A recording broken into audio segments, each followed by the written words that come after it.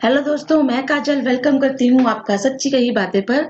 और आज हम ऐसी कहानी लेकर आए हैं जो हर लड़की के साथ होता है कई बार। आज सविता सुबह से बहुत खुश थी। आज ससुराल में उसके जुड़वा बच्चों का कार्यक्रम था।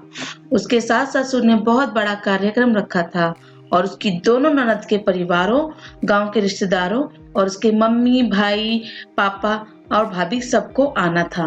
पूजा का कार्यक्रम शुरू हुआ और वह पति राकेश और अपने बच्चों को पूजा में साथ लेकर बैठ गई। पूजा के बाद खाने का इंतजाम था तो सब लोग पूजा में आते, बच्चों को आशीर्वाद देते और सविता पूजा के समापन के बाद अपने मम्मी पापा और भाई भाभी से मिलने लगी। कुछ देर बाद उसके परिवार वाले चले गए तो वह बाकी के मेहमानों के साथ व्यस्त हो गई। ननद के बच्चे बड़े थे तो बच्चों को उससे ज्यादा फिक्र नहीं करनी पड़ रही थी। बीच बीच में वह बच्चों को देख लेती। अगले दिन ननद और उनके परिवार वालों का सामान देकर उनकी विदाई की जा रही थी। ननद के जाने के बाद वह अपने घर से आए सामान और सबके दिए उपहार देखने लगी। सारा कुछ खुला हुआ था और कुछ तो निकाल भी लिया गया था। सविता ने अपनी सासू माँ से जाकर पूछा कि मम्मी जी, कुछ उपहार वहां नहीं हैं, आपने किसी को दिए हैं क्या? तो सविता की सास ने कहा, हाँ, तुम्हारी ननद को जो पसंद आया वह ले गई। सविता ने कहा, पर एक बार मुझे दिखा तो देते। सविता की सास गुस्सा करने लगी, अरे ऐसा भी कहीं होता है?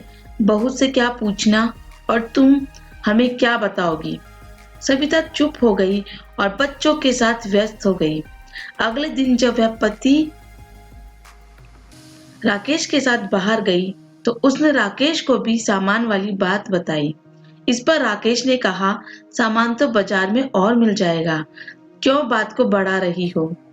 सविता ने कहा, बात सामान की नहीं है, बहू के सम्मान की है। कम से कम बहू होने के नाते मुझे भी पता तो होना चाहिए था ना कि पारिवारिक निर्णय के विषय में। राकेश ने कहा, हाँ ठीक है, मिल जाएगा तुम्हें भी अधिकार, अभी शांत हो जाओ। कुछ साल बाद सविता के सास ससुर की 25वीं शादी की सालगिरह थी और सबने धूमधाम से सालगिरह मनाने का निर्णय लिया। जब सविता पति राकेश के साथ गांव पहुंची तो उसकी ननद उसे सारी व्यवस्था और कपड़े आदि सामान दिखाने लगी तो सविता को गुस्सा भी आया और दुख भी हुई। सविता अपनी ननद से बोली कि दीदी, ये सब दिखाने की क्या जरूरत है? हमारी राय और पसंद नापसंद आपके लिए मायने नहीं रखती, तो आप पहले भी मुझे इसमें शामिल कर सकते थे, लेकिन आपने कभी अपनाने की कोशिश ही नहीं की। क्या हमारा ससुराल कभी हमारा होगा या हमेशा आपका मायका ही बना रहेगा? मैं आपसे आपका मायका नहीं छीन रही, बस अपना ससुराल मांग रही हूँ।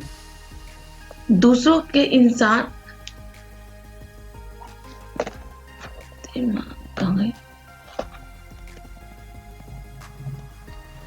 दोस्तों, मैंने बहुत से ऐसे परिवार देखे हैं जो कभी बहू पर भरोसा नहीं करते।